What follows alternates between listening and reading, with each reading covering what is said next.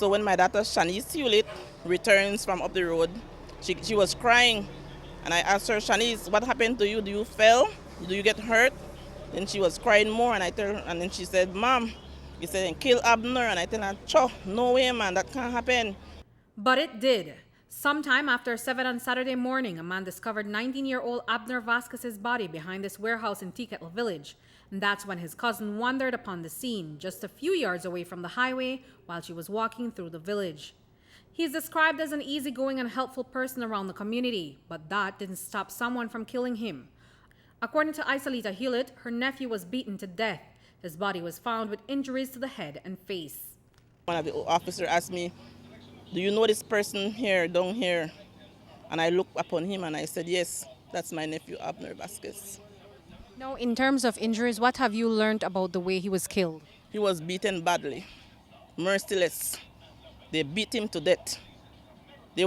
When they lift him up, there was a hole in the ground that they stamp, or I don't know what they do, but they make a hole in the earth with his face.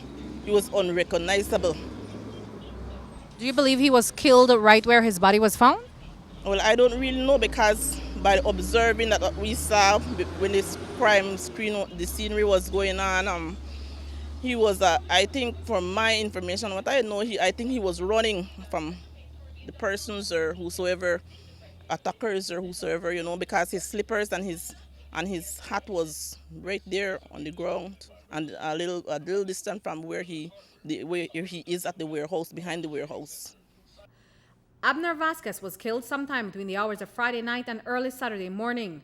The last time his family saw him was on Thursday evening. They became worried when he didn't return home. But up to Friday morning, he was still alive. He had some challenges, so he never completed school, but he would be around the village running errands and helping out. But the family believes there were still people who wanted him dead.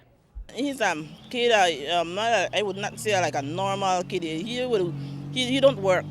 He was out of school earlier, and then he doesn't do any work. All he does, according to the Friday morning, some of his friends, a person that lives up the road, he tell me that he went and sell battle, and he make $2 with the battle where he made sell the morning. Friday morning they saw him that He was still alive. he was still alive Friday morning, but from that time until the death, nobody sees and heard anything about him. What we understand, but there was people that really want to get rid of him. But for us to know who the persons who are, we don't really know that. Why would they want to get rid of him? It was Lonnie Abner that really knew what was happening that time. Yeah. No, any particular reason why they would want to kill him? I don't really know, miss. I can't say what really. I only know that he was in business with a case business. That's all I know. But from that I don't know anything else what would have triggers, to this murder. While family members say they don't know the circumstances under which Vasquez was killed, according to police on Friday evening, Abner was socializing at a shop in the back of the village. That evening, he had an argument with someone, after which he headed home. But he never made it back. Today, his father, Oscar Vasquez, and his uncles are preparing his burial site. The family says they're hoping that the killer or killers are caught. To say he was chanced out of his life is like an understatement. Sometimes in life, some people come around us and then we don't realize their importance until they're gone. So somebody took our angel away from us. Some of us are not like what you would call nice or cool people. Abner was innocent, cool. You could send him out.